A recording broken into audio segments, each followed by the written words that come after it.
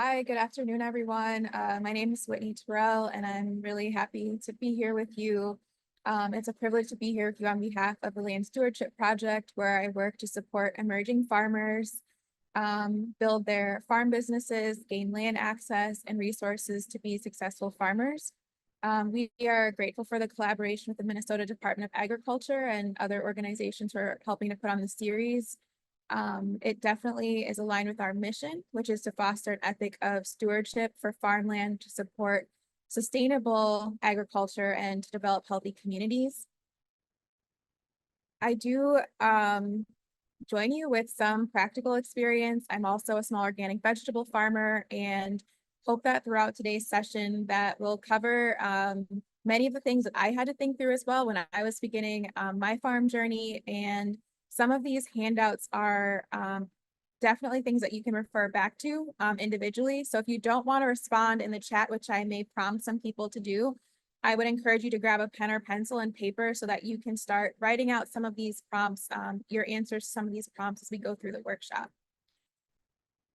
So one of the most important questions that we start with within land stewardship's model is thinking through what is each person's dream? What is your farm dream and what does that mean to you? And this worksheet is a really critical resource that really helps you walk through little by little what are some of the foundations of that dream. And much of that connects to values, which we'll get to later. But it's important that you see you have like some planning behind this, which will help you ultimately be successful when you hopefully apply for that down payment assistance grant, so that when you're investing, some of this really generous state grants plus some of your own financial investment and time, that it'll be really well organized and planned out. This is a picture of Jody Lenz, and who has like a multi-generation connection now to LSP, and just really excited for ways that she's been able to move forward a vision of growing sweet corn as an example. And so some of the things that you may find in your farm dream is, how do you think about which crop to grow or what type of farm you'd like to have? Do you need mechanization? How many acres would support your farm vision and your goals? So one of the first things that I'd love for you to start with is if you were to use either to draw out your vision, to write it out, where is it? What does your farm look like? Who is there? What is produced? So we're just going to take a couple of minutes for you to write that out. And when you're done, I would love to see a thumbs up. Just give me a thumbs up, either an actual thumbs up, or you can use the Zoom thumbs up, whatever is easiest for you. So just for time, if you're even tackling one of these questions, so I'll go through them again more slowly, which is, where is it? What does it look like? Who is there? And what is produced?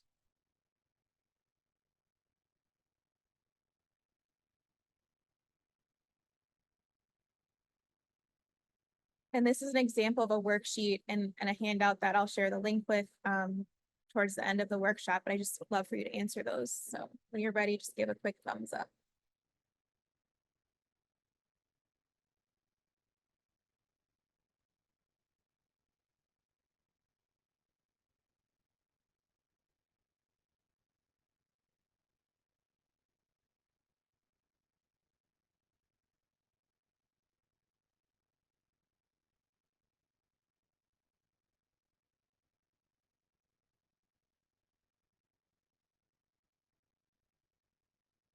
Any thumbs up? Haven't seen any yet. Thank you. Thank you for that thumbs up. Just gonna take one more minute and then we'll keep going. But this is a foundational question of where is your farm? What does it look like? Who is there and what is produced? And so this is something that you can talk about with your family. So especially for the purposes of the down payment assistance program, we know that part of who is it is like you primarily. putting in most of the work, and your family. So that's at least one answer that you have. And then the rest you can kind of figure out. And I know that my personal dream started off with one answer, and then like my access to land determined like a completely different model.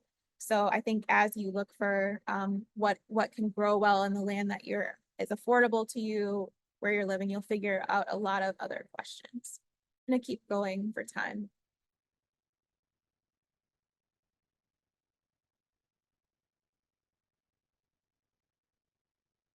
And so sometimes as you're working through what it looks like, you also may be able to think about like what markets are available to you or who you're interested in connecting with.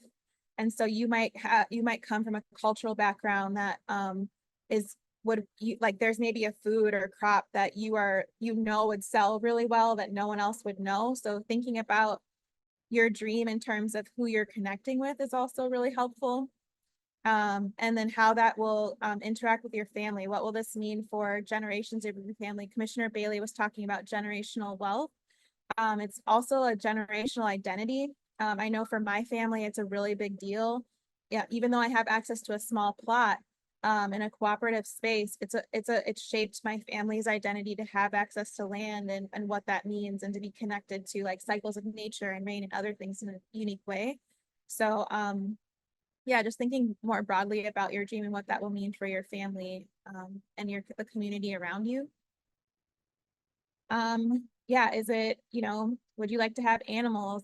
Is grazing a part of that plan? What does that look like, and how does that connect to sustainable agriculture? And then I just wanted to share personally, I chose to grow foods that at least I knew I would eat if I couldn't sell them. So I'm like the bare minimum for my learning curve as an emerging farmer is that I will make sweet potato pies or I will sell these because that's a food that I know my family and my community enjoy. And so a lot of this also is connected to maybe your culture. It also will connect definitely to what your values are. And some of those core values are really helpful to talk through just in general, for yourself. It's a really fun exercise, and it will inform a lot of the decisions that you make. There's a great quote in the handout that we'll share the link for, which is, decisions alone can lead you in the right or wrong direction. Decisions in line with one's values can lead you in the right direction. So that's a quote by Brian Marshall. So farming is difficult, which is why we were so excited to be a part of this webinar with you, knowing that there may be really challenging moments, and that at times it may be more of a vocation than a profitable business until you get yourself established.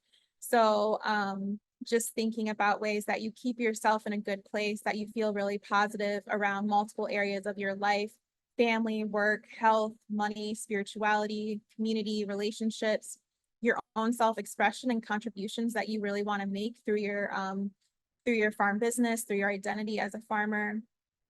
And just making sure that you have the sorts of qualities that you really want to keep in mind as you're going through this, and then the kind of relationships that you'd like to have with your family, your neighbors, your friends, and maybe even your employees in the future.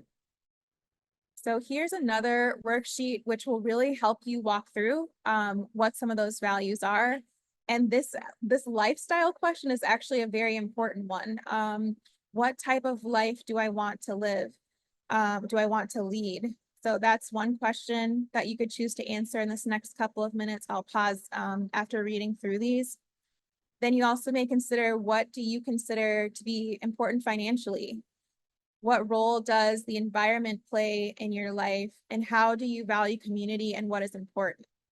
So as an example for the first one, I knew that like I definitely wanted to have a vacation, or you may have to travel sometimes, or the type of off-farm work that you have may have certain implications for your family. So yeah, thinking through these questions around the type of life you want to lead. If you have animals, for example, maybe you need to have someone you trust if you are going to leave the farm. So that might determine what type of crop you grow versus like having animals, or what kind of supports you need to make that work. So choose one of these questions. We'll just go until 4:36 and then continue on. So lifestyle, finance, environment, or community.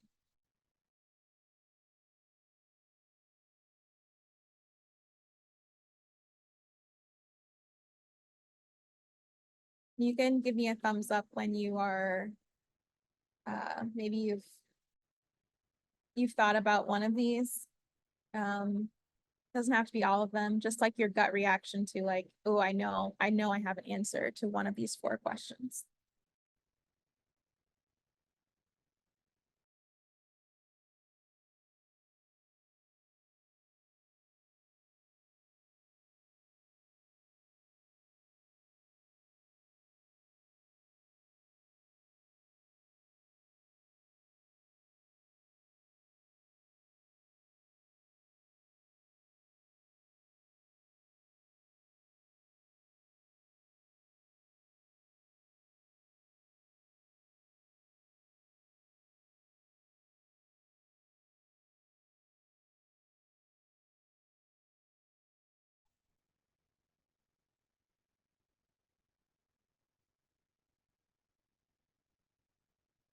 Just one more minute. Thank you for that thumbs up. I saw that. Thank you. Great. Let's keep going. So there also may be, ways that you extend your season. So that'll also impact your lifestyle. This is a great example, Sarah Morrison, who is no longer farming, but is definitely involved in supporting the CEO and executive director of the Stillwater Co-op. She also is one of the first people to do an agricultural MBA at River Falls. And so making connections with her is really interesting, because you may find yourself starting this journey and then, really needing to figure out like how to plan financially. So having a plan in place once you've answered some of those questions around what is the lifestyle you want, what is important to you financially, having a documented plan will be very important to supporting your farm dream and those values, and what will help you sustain it, with your family. So there's a lot of ways that you can get support for that. But she also has gone through like Farm Beginnings and other programs. So one of the things that also comes up a lot is just really extending, how do you kind of keep those values of community and connection and learning, especially topics around soil health, ways that you connect with peers and as a participant. So making choices that also align with your values may require additional learning. So once you kind of go through that chart of what your values are, you'll see that there may be a lot of challenges, whether it's like physically meeting the demands of the work, financial investment, or other ways other choices you'll have to make to support your dreams and values. So there's a handout here that we have, which is a financial decision-making tool that we want to share with you, something that you can go through in greater detail. And one of the pages here is a section around visioning. And this specifically talks about clarifying your values. So this is a great exercise for you to consider with your family. So you'll identify, what are your core values? And then you'll actually go through and talk about what is your definition of those values. Examples of them, of some of those values here. Right? There's a list of over like 200 values. You can find many of these online that you can go through and literally like cross off and figure out what are your top values. It'll feel like a game a little bit. And then narrowing it down to what feels common. Can you group some of them together so that you can get to those like 5 or 6 top ones and then define them? What happens ultimately is that once you kind of go through like, what is your dream? What are your values? The next step is figuring out what skills do you actually need to implement that values-based dream. And that really starts getting into more of an assessment, which anyone who farms will tell you, like, you might have a dream of like I have, of being like, I love sweet potatoes, I love pumpkins. But at the end of the day, no one tells you as a farmer that you need like a million skills to be successful. You sign up to grow, but then you're also like, you are the marketer, you are the salesperson, you are, like, you're everything to your farm business. And so thinking about how you arrive to your farm business is great. And then thinking about what other skills you may need to know, like driving a tractor, running a BCS, like all of these other skills that you just don't necessarily think about. Maybe unless you grew up maybe in that environment, you know kind of what to expect. But I think there's a huge learning curve, and it's really helpful to start to do a skills assessment. So within the second handout that I was referencing, there's a really good way to run through and just rate yourself, or whoever you're farming with, whether it's your spouse, partner, whomever. Think about what are the skills that you all have as now a farm team or as an individual farmer, and how what do you need to learn to grow. So there's many categories within there. Production skills is an example. And so when you go through the assessment, you'll find that there's skills and knowledge that you have, and then there's some that you need. You may also go through these other categories that talk about time, money, equipment, tools, supplies. Is there infrastructure you need?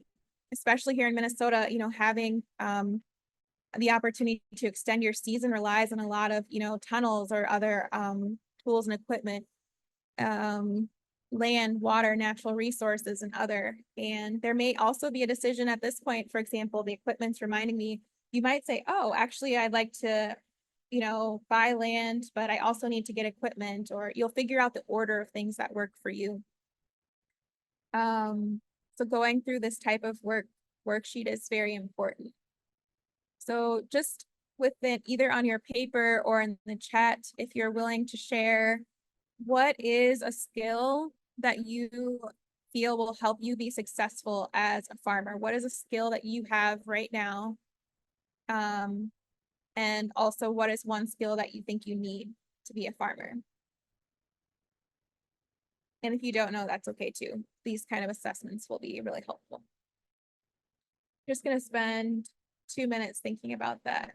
One skill that you have and one skill that you need. Or a question. You could always frame it as a question if for the need.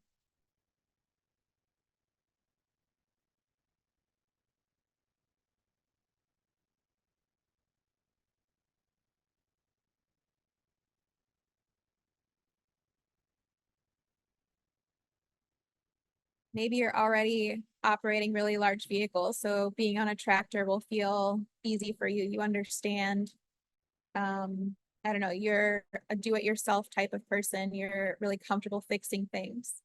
Yeah, I don't know. There's a lot of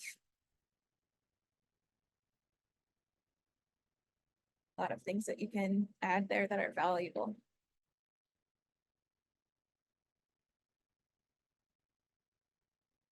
So if you found that thing, you please offer a thumbs up or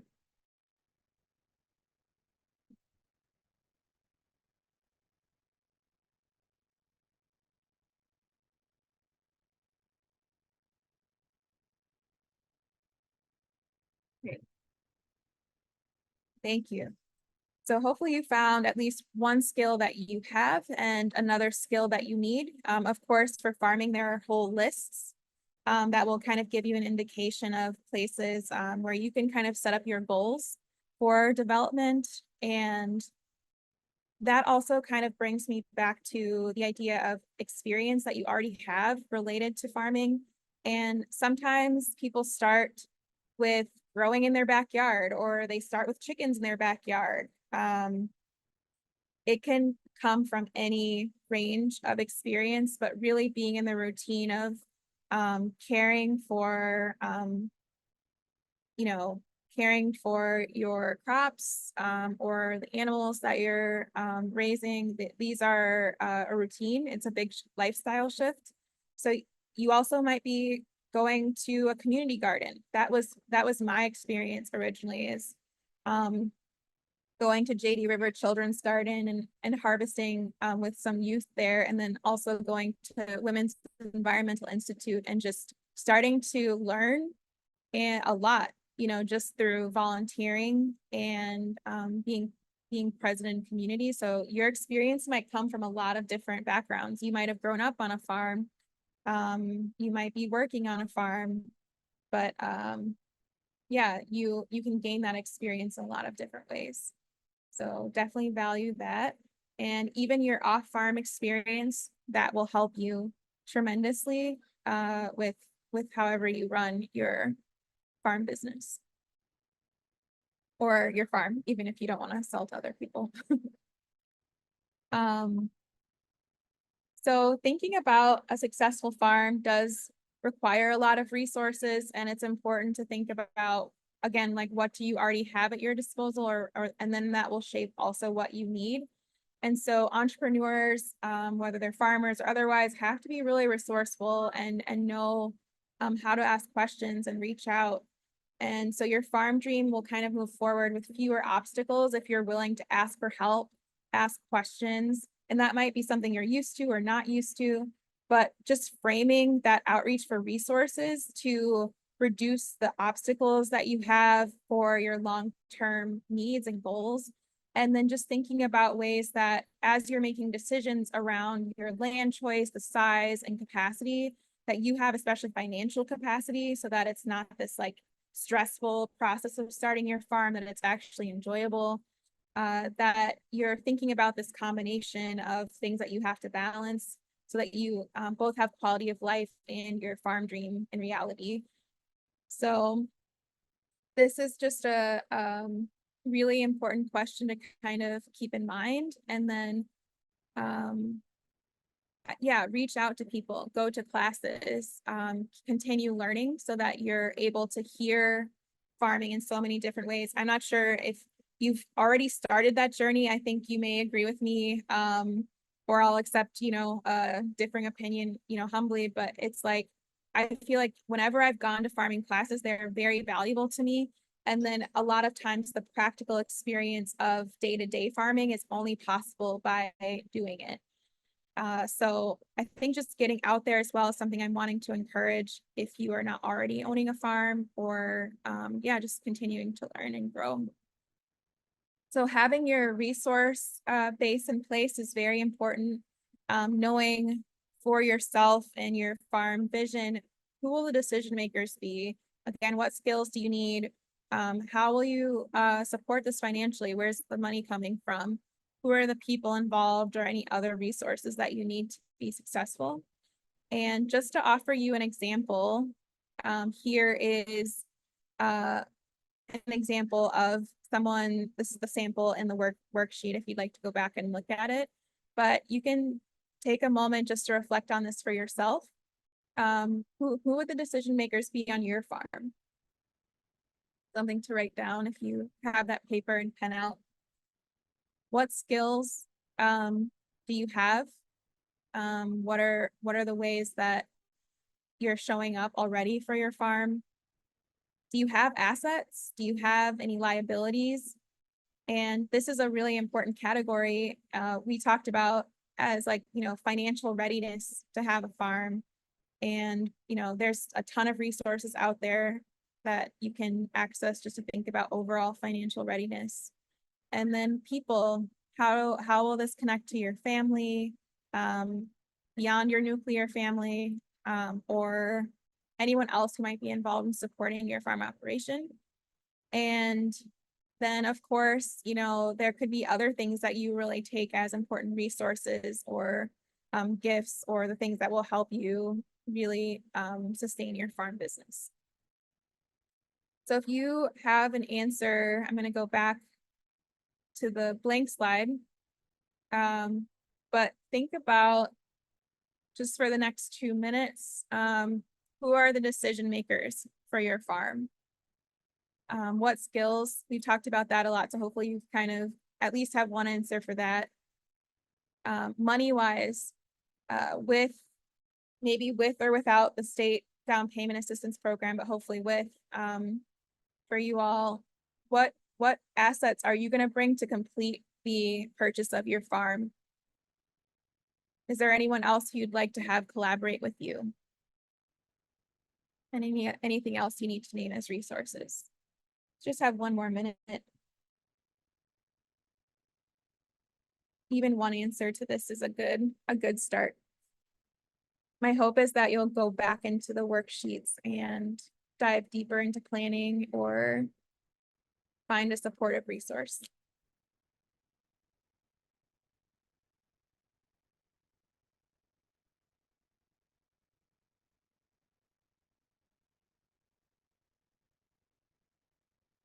And I'm looking for at least one thumbs up if anyone has answered at least one question.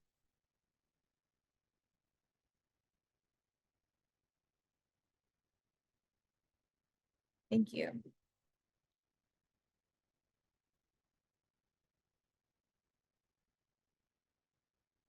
And then finally, I just wanted to share a personal story of, sometimes like it's hard, just the work of being a farmer and this shift. And I want to encourage you to,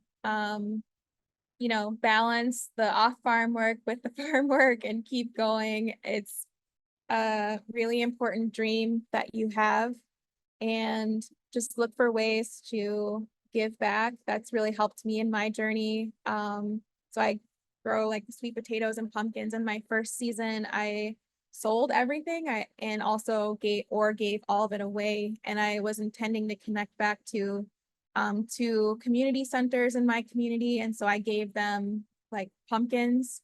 And I wanted the children in those community centers to see that there are other African-American farmers like them, so that they can also do what we're all doing here today and think of themselves in the mix. So I hope that as you're kind of going through this journey of your farm vision, that you'll kind of keep that bigger why for you in mind, and also extend that to other people. The last thing that I want to leave you with, other than gratitude at the end, is just keeping in mind that as you're going through this awesome opportunity for down payment assistance, is to have a plan for the next 12 months. Try to go through these workshops. We would love to have you at, Farm Beginnings, which is an extended 9-month program for farm business planning. And there are also shorter workshops, which really help you think through, Are You Ready?, which is the title of the workshop. So there's shorter and longer term workshops. You'll see many partners present in partnership with MDA, and all of us are eager to see more farmers like yourself. So of course, I'm hoping that you'll take advantage of these resources, either from the state or from a lot of the nonprofit organizations that are partnering with the state, to make sure that you are as successful as possible, whether it's LSP or another organization. And yeah, I want to encourage you to have a plan. Even after completing like Farm Beginnings, I felt like I need more business planning. So just keep that in mind. Like, what are those resources that'll help you achieve and then sustain your goal? And then finally, I'd like to say thank you on behalf of myself and my colleague, Karen Stetler.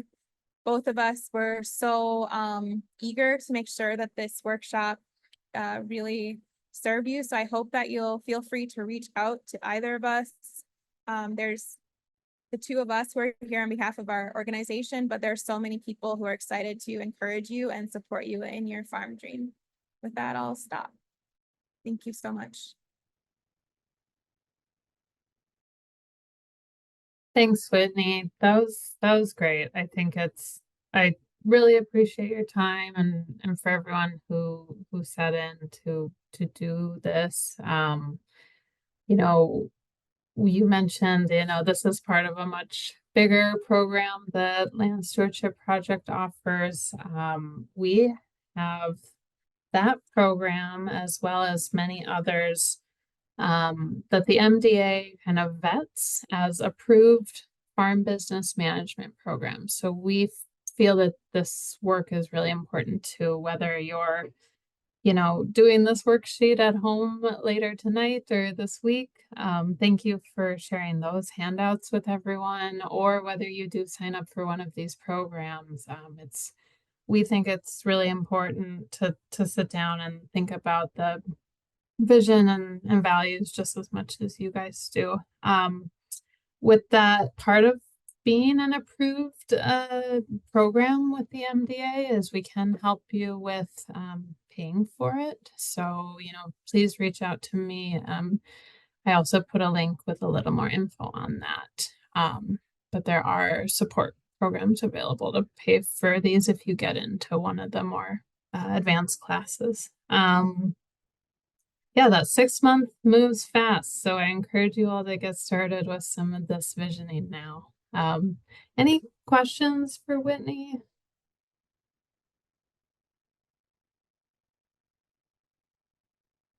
I can also say we are thinking a lot about language access. So if you also have anyone who you know in your community who is interested in may need access, we're especially thinking about Spanish right now, but would welcome knowing if other people may need the class in another language. So we're actively working on that and wanting it to be as inclusive as possible. That's great. Well, any thoughts, questions for Whitney or for me on the grant? As a reminder, tomorrow we're going to be talking about some of that financial readiness that Whitney highlighted is a very important step. And then next week we're going to get into finding and assessing land, as well as that kind of deep dive into the grant rules and timeline.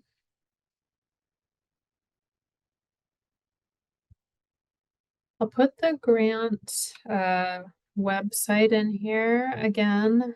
This is where we will post the recordings when they're available. Hopefully we can get each one on within a couple days. And it'll be posted at the bottom of the grant webpage. That's also where you'll be able to find the applications when they open on August 1st.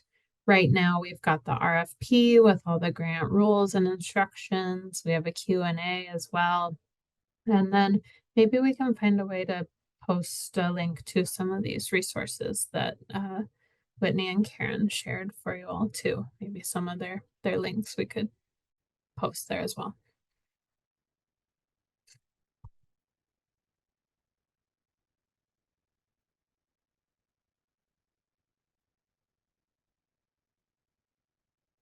All right.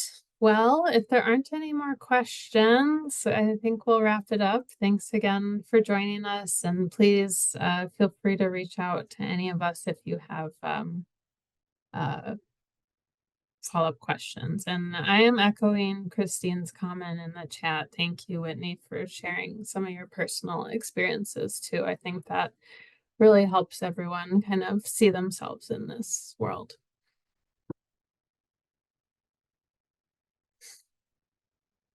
All right. Well, thank you, everybody, and hope to see you again tomorrow.